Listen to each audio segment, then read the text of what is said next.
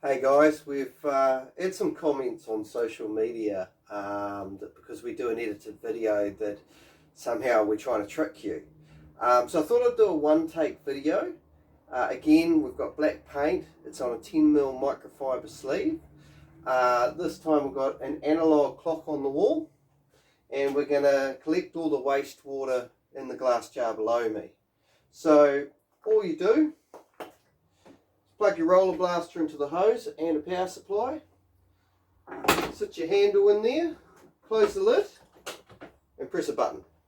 Easy as that.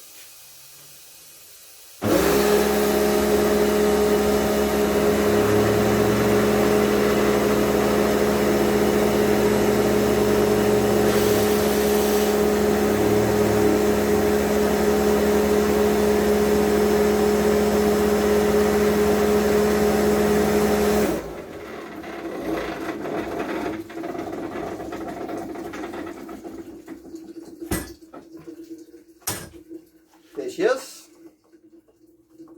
Beautiful. So that took 24 seconds and we used 1.7 litres of water. Give us a call if you want one of these for your business.